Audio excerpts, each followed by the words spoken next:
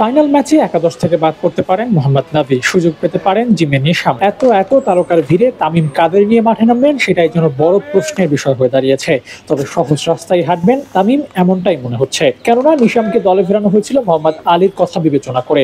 মোহাম্মদ আলীর জায়গায় নিশাম খেলবেন এমন চিন্তা থেকেই আনা হয়েছিল নিশামকে, কিন্তু মোহাম্মদ আলী যেভাবে পারফর্ম করলেন তাতে এই বোলারকে বসিয়ে অন্য কাউকে সুযোগ করে দেওয়ার মতো সাহস নাও করতে পারে ফরচুন বরিশাল।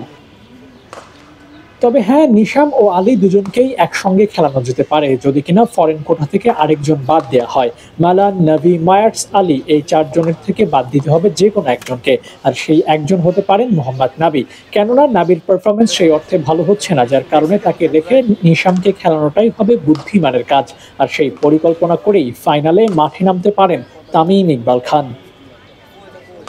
তবে অনেকটা অবাক হতে হয়, ফরচুন বরিশালের দলীয় অনুশীলনে ছিলেন না জিমি নিশাম। নিশাম না থাকলেও মোহাম্মদ নাবি, ডেভিড মালান সহ একাধিক বিদেশি তারকারা উপস্থিত ছিলেন অনুশীলনে। ফাইনাল ম্যাচকে টার্গেট করে অনুশীলনে নেমেছিল ফরচুন বরিশাল। নিশামের না থাকা একটু চিন্তার এই কারণে যে নিশাম বাংলাদেশে এসেছেন কিন্তু এখন পর্যন্ত অনুশীলনে আসেননি, বোঝার চেষ্টা করেননি কেমন হতে পারে এখানকার আবহ। যদিও তিনি বিপিএল খেলেছেন কিন্তু তাও আরো 1 বছর আগে, এরপর আর বাংলাদেশে আসেননি, এবারই প্রথম এসেছেন।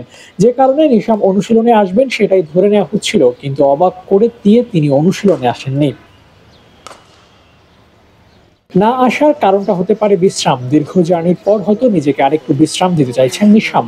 ফাইনাল ম্যাচের আগে একদিন সময় আছে, চাইলে সেদিন অনুশীলনও করতে পারবেন, যার কারণে তিনি হয়তো ফরচুন বরিশালের অনুশীলনে আসেননি।